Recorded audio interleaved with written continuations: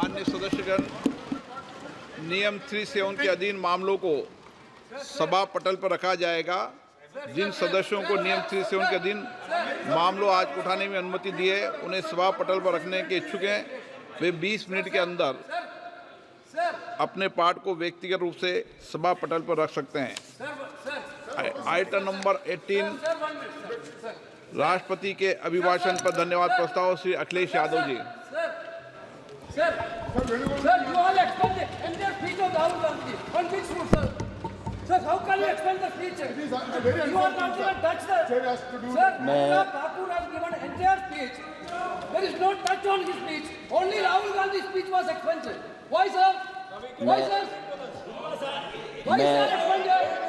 Why, sir? मैं अध्यक्ष जी श्री अखिलेश यादव जी। मैं अध्यक्ष जी का धन्यवाद देना चाहता हूँ।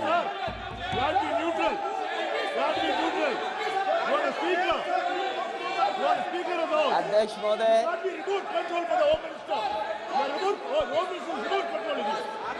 अध्यक्ष महोदय, अखिलेश यादव अध्यक्ष जी। महोदय, अध्यक्ष महोदय, मैं सबसे पहले आपका धन्यवाद देना चाहता हूं कि आपने मुझे अपनी पार्टी की तरफ से राष्ट्रपति जी के भाषण बोलने का मौका दिया है। अध्यक्ष जी, सत्ता पक्ष और विपक्ष दोनों लगातार अपनी बात रख रहे हैं। मैं सबसे पहले अध्यक्ष जी आपको और आपके साथ साथ सभी चुने हुए सांसदों को मैं बधाई और शुभकामनाएं देना चाहता हूं। साथ ही साथ मैं सबसे पहले देश के उन सभी समझदार और ईमानदार मतदाताओं को धन्यवाद जिन्होंने लोकतंत्र को एक तंत्र बनाने से रोका।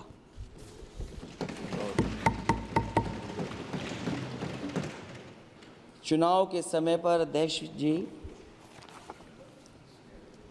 ऐसा कहा गया कि 400 पार। मैं समझदार जनता को फिर एक बार धन्यवाद दूंगा और मैं कुछ कहना चाहता हूं कि आवाम ने तोड़ दिया हुकूमत का गुरूर, दरबार तो लगा है पड़ा गमगीन में बेनूर है पर। अध्यक्ष महोदय, दरबार तो लगा है पर बड़ा गमगीन बेनूर है और पहली बार ऐसा लग रहा है हारी हुई सरकार विराजमान है।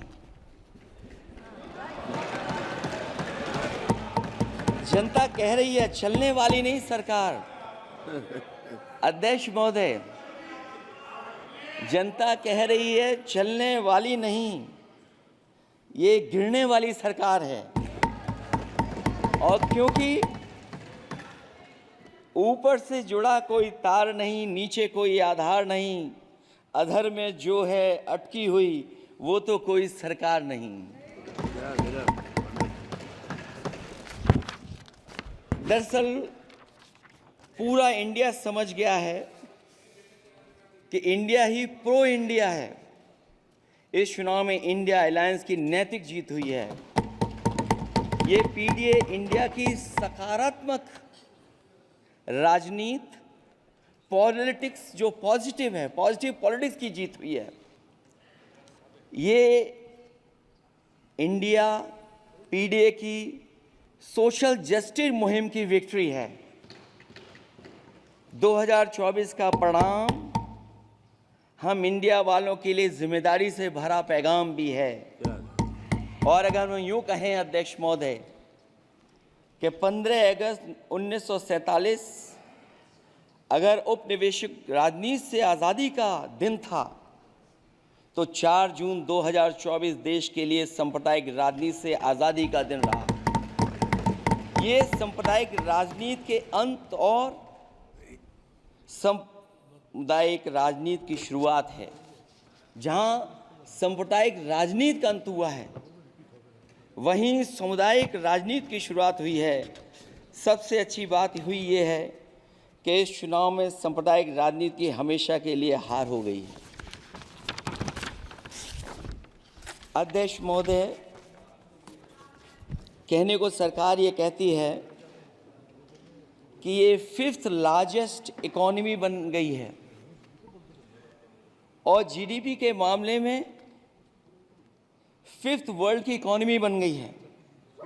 लेकिन अध्यक्ष मोदी, ये सरकार क्यों छिपाती है कि अगर ये हमारी सबसे लार्जेस्ट इकोनॉमी, अगर हम 5वें नंबर पर हैं, तो हमारे देश की पर कैपिटा इनकम, प्रति व्यक्ति आय हमारे किस स्थान पर पहुंची है। और हम लोगों ने तो अध्यक्ष महोदय देखा है कि अगर दिल्ली की सरकार ने कहा होगा कि $5 ट्रिलियन की इकोनॉमी बनेगी, तो जहां से प्रधानमंत्री जी चुन करके आते हैं, वहाँ का प्रदेश के सरकार भी कह रही कि हम $1 ट्रिलियन इकोनॉमी बना लेंगे। देश की इकोनॉमी कहाँ पहुँच गई, पर कैपिटा इनकम क्या है। लेकिन अगर उत्तर प्रदेश की इकोनॉमी को अगर $1 ट्रिलियन की इकोनॉमी बनना है तो कम से कम 35% की ग्रोथ चाहिए। मुझे नहीं लगता है कि 35% की ग्रोथ उत्तर प्रदेश पा पाएगा। हम हंगर इंडेक्स में कहाँ खड़े हैं, नीचे से कहाँ हैं। जो 5th लार्जेस्ट इकोनॉमी की बात कर रहे हैं, वो इनइक्वालिटी के पैरामीटर पे कहाँ खड़े हैं, वो हैप्पीनेस इंडेक्स में कहाँ खड़े हैं। और जो लोग चुनाव को अपने तरीके से मोड़ते हैं, मैं उन्हें कहना चाहता हूं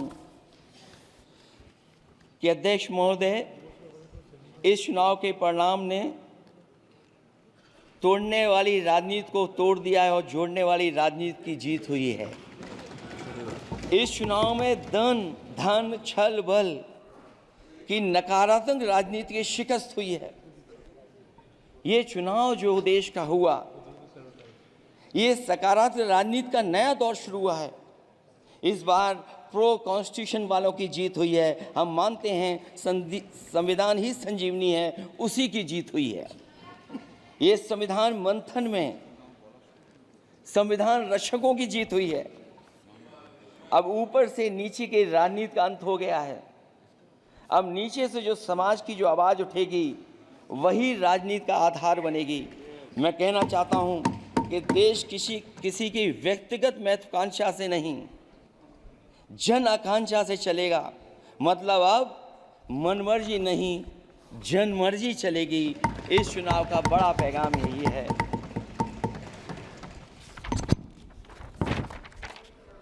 अध्यक्ष महोदय, बहुत सी बातें हुई हैं। अगर उत्तर प्रदेश की बात न हो,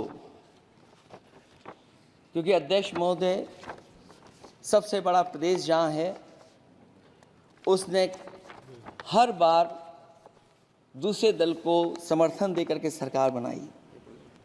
मैं उन्हीं लोगों से कहना चाहता हूँ कि लोग क्यूटो की फोटो लेकर बनारस की गलियों से लेकर के गंगा जी तक ढूंढ रहे हैं। उनको लगता है जिस दिन माँ गंगा साफ हो जाएंगी, शायद उस दिन कहीं क्यूटो उसकी गोद में कहीं मिल जाएगा। बनारसी लोग चाहते हैं कि कोई गंगा जी के भी तल में उतरकर उसका दर्द भी जाने। उत्तर प्रदेश की जनता का बस यही आग्रह है कि जिस गंगा जल को हाथ में लेकर सच कहने की कसम खाई जाती है, कम से कम उस गंगा जल से तो झूठ ना बोला जाए।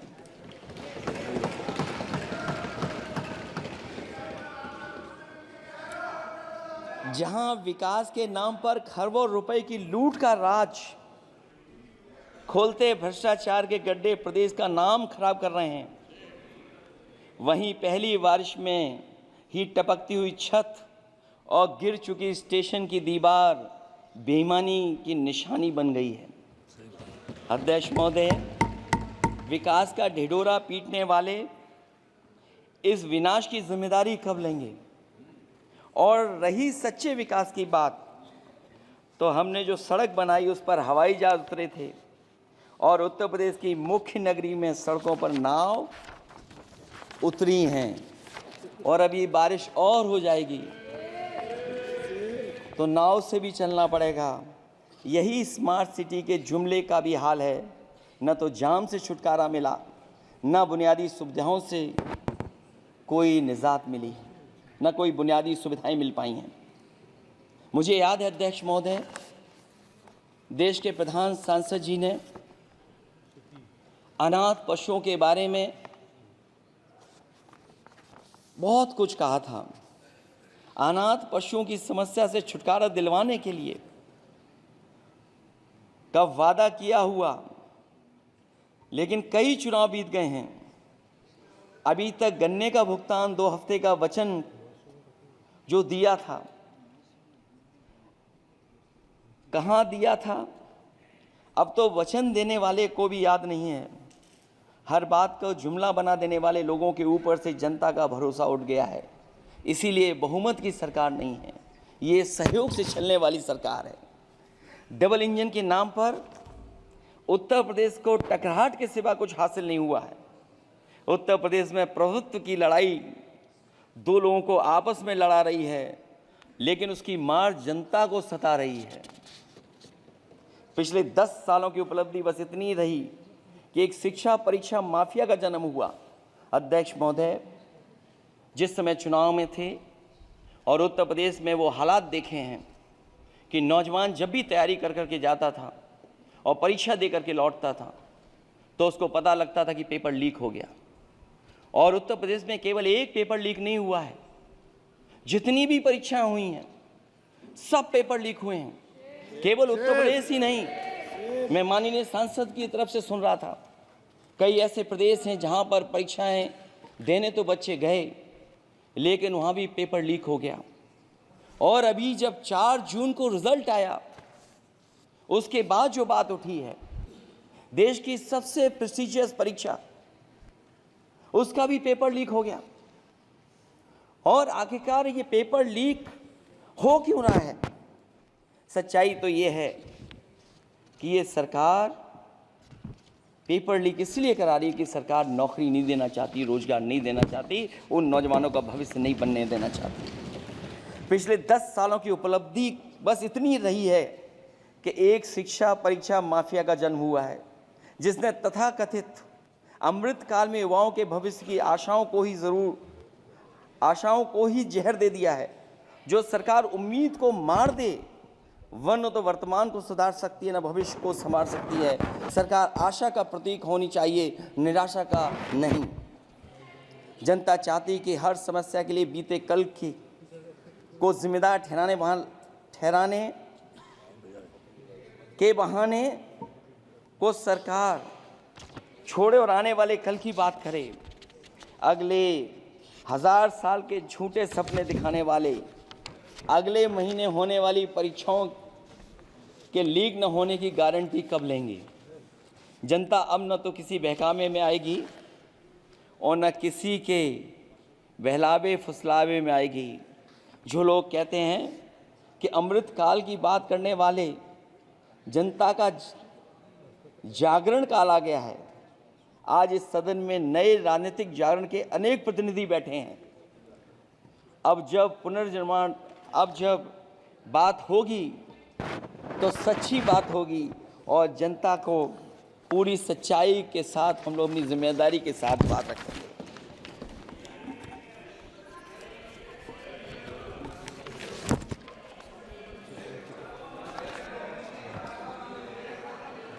अध्यक्ष महोदय, एक जीत और हुई है, एक जीत और अध्यक्ष महोदय हुई है। मैं जानता हूं सत्ता पक्ष बैठे वाले लोग समझ गए होंगे। अयोध्या की जीत भारत के परिपक्व मतदाता की लोकतांत्रिक समझ की जीत है। और हम तो अध्यक्ष महोदय यही सुनते आए हैं, होए वही जो राम रची राखा, यह है उसका फैसला। अध्यक्ष महोदय, होई वही जो राम रचि राखा, यह है उसका फैसला जिसकी लाठी में नहीं होती आवाज। जो करते थे किसी को लाने का दावा, वो हैं खुद किसी के सहारे के लाचार।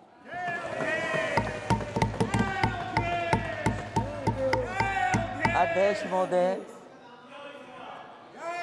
मैं फिर कह देना चाहता हूं, होई वही जो राम रचि राखा, यह है उसका फैसला जिसकी लाठी में नहीं होती आवाज। जो करते थे किसी को लाने का दावा, वो हैं खुद किसी के सहारे के लाचार। हम अयोध्या से लाए हैं उनके प्रेम का पैगाम,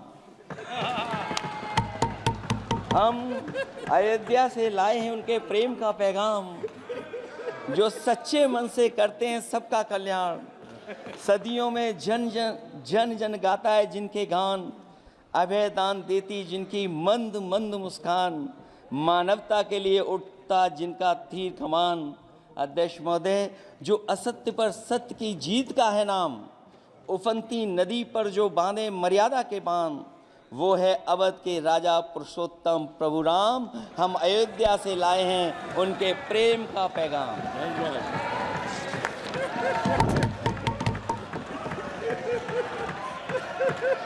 अध्यक्ष महोदय,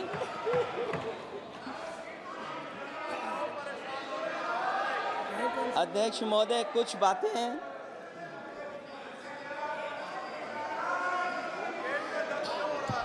अध्यक्ष महोदय, कुछ बातें समय और काल से परे होती हैं।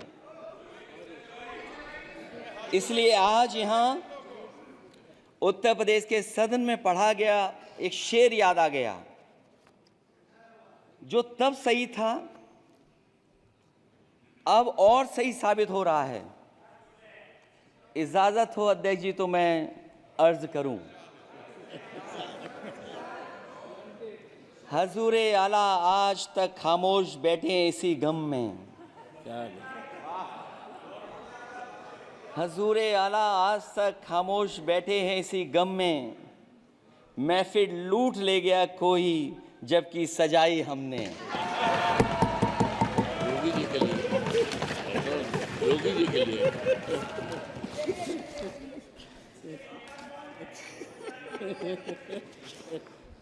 अध्यक्ष महोदय,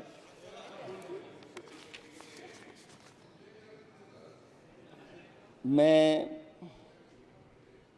मॉडल ऑफ कंडक्ट जब चुनाव हुआ, लागू हुआ, उस समय मैंने देखा कि कुछ लोगों पर मेहरबान रही सरकार और कमीशन भी। कई मैं बहुत डिटेल में नहीं जाना चाहता हूं अध्यक्ष महोदय, लेकिन कहीं ना कहीं प्रश्न उस संस्था पे भी लगा है। और अगर उस संस्था पर प्रश्न लगा है तो लगाने वाली सरकार की वजह से लगा है। इसलिए अगर निष्पक्ष होगी वो संस्था तो न केवल हमारा लोकतंत्र स्वस्थ होगा, बल्कि हमारे लोकतंत्र और मजबूत दुनिया में दिखाई देगा। अध्यक्ष महोदय, ईवीएम पे मुझे कल भी भरोसा नहीं था, आज भी नहीं भरोसा। मैं 80 के 80 सीट जीत जाऊं तब भी नहीं भरोसा। और मैंने अपने चुनाव में कहा था अध्यक्ष महोदय कि ईवीएम से जीत करके ईवीएम हटाने का काम करेंगे। न ईवीएम का मुद्दा मरा है, न जाएगा खत्म। जब तक ईवीएम नहीं हटेगी हम समाजवादी लोग उस बात पर अड़ग रहेंगे। उत्तर प्रदेश अध्यक्ष महोदय वो प्रदेश है जिसने सरकार बीजेपी की बनवाई, एक बार नहीं 2 बार बनवाई। और उसी उत्तर प्रदेश के साथ कितना बड़ा भेदभाव, उत्तर प्रदेश के साथ बड़ा भेदभाव। मुझे याद है वो दिन जब प्रधानमंत्री जी एयरफोर्स के सबसे भारी वाहन हवाई जहाज से उतरे थे सड़क पर। वो अलग बात है कि उस प्रदेश के मुख्यमंत्री उनके साथ नहीं बैठ पाए थे,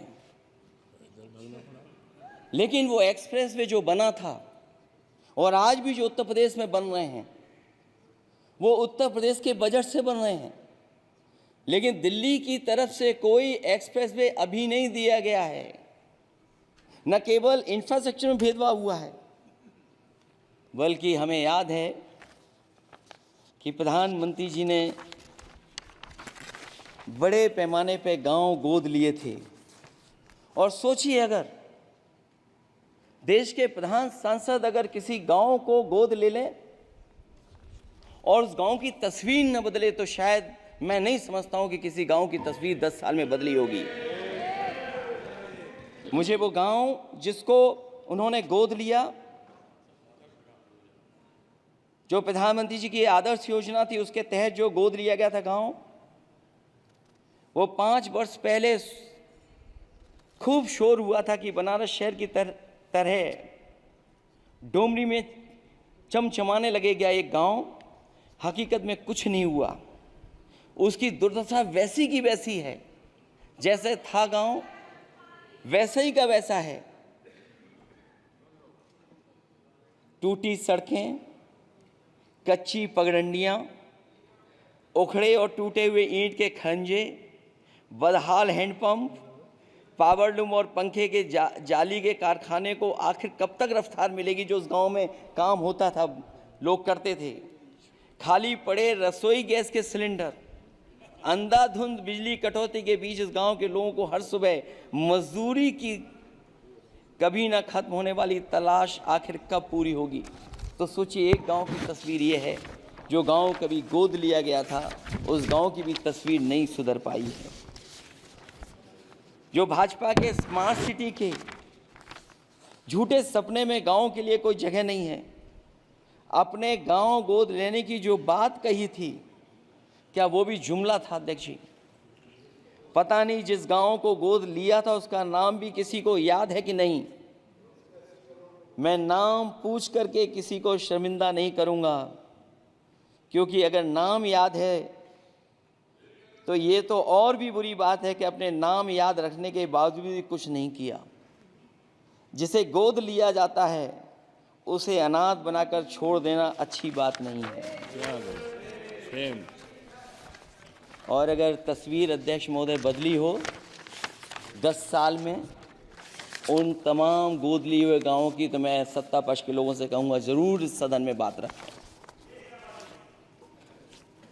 जरूर बताएं आप। जो बात कभी अध्यक्ष महोदय कास्ट सेंसस की उठी थी, हम उस कास्ट सेंसस के पक्ष में हैं कि बिना कास्ट सेंसस के सामाजिक न्याय संभव नहीं है। सबको हक दिला पाना मुश्किल है। अध्यक्ष महोदय, राष्ट्रपति जी के अभिभाषण में अग्निवीर को लेकर के जो चिंता विपक्ष की थी और देश के नौजवानों की थी, वो चिंता वैसी की वैसी बनी है। अध्यक्ष महोदय, मैं ये कहना चाहता हूँ, मैं खुद मिलिट्री स्कूल से पढ़ा हूँ। मेरे साथ के बहुत बड़े पैमाने पे लोग फौज में हैं। मैंने समय समय पे जो मेरे साथ पढ़े जो सीनियर थे उनसे भी जानकारी हासिल की है।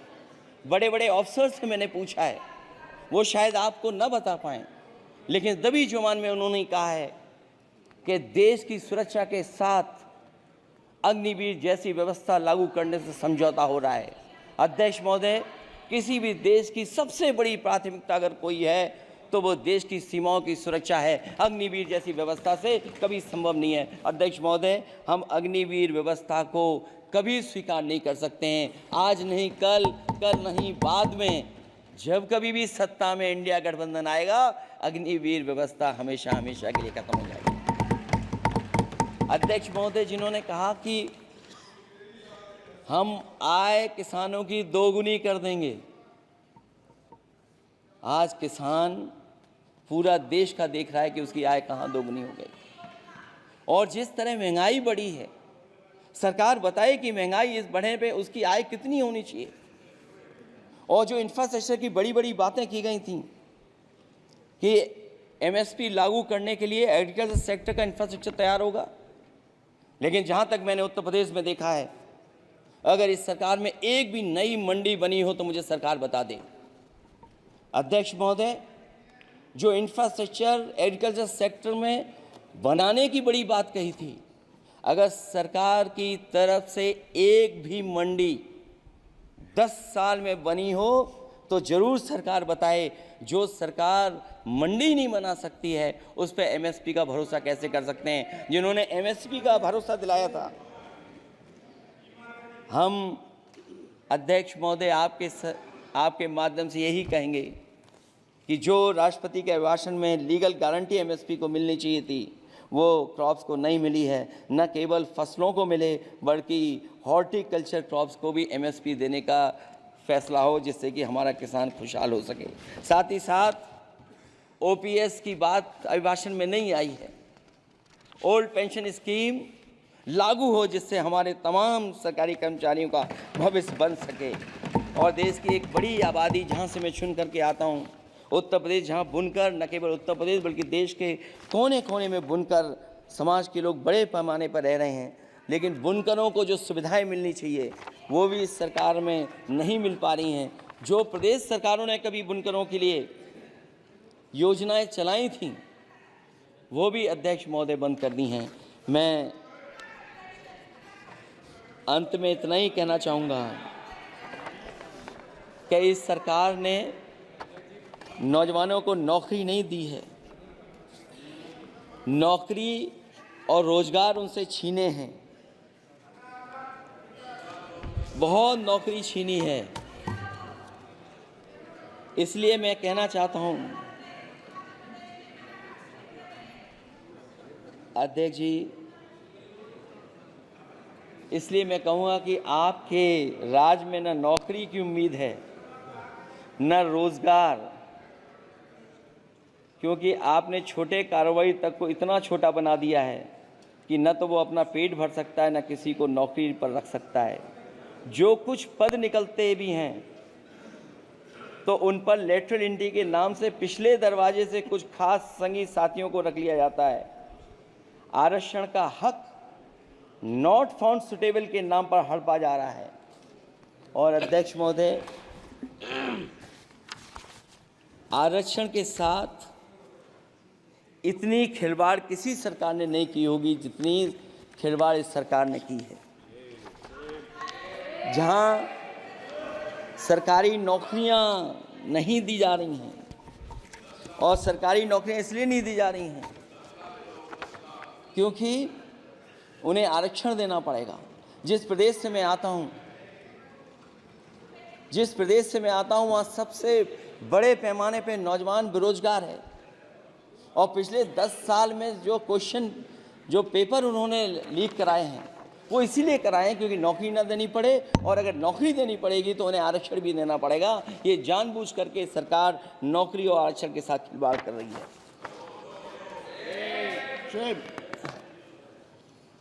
मैं अध्यक्ष महोदय अंत में इतना ही कहना चाहता हूं, आशा है ये सरकार तब तक चलेगी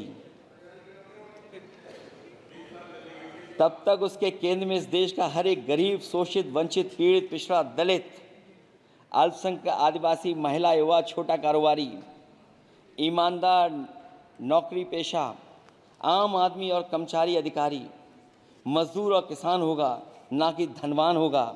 और शासन के आधार पर संविधान होगा। वह जुमलों की जगह सच में महंगाई, बेरोजगारी, भ्रष्टाचार, गरीबी, भुखमरी, सांप्रदायिक हिंसा, दलित व महिला उत्पीड़न, सामाजिक अन्याय जैसे मूलभूत मुद्दों का समाधान होगा। और भोजन, बिजली, पानी, दवाई, पढ़ाई जैसी बुनियादी ज़रूरतों के लिए कागजी योजनाओं की जगह सच में इंतज़ाम होगा। मैं एक बार फिर उत्तर प्रदेश की समझदार जनता द्वारा सबसे बड़ी पार्टी चुने जाने के साथ साथ इंडिया गठबंधन समाजवादी पार्टी और कांग्रेस को सबसे ज़्यादा सीटें जिताई, उसके लिए मैं उत्तर प्रदेश की जनता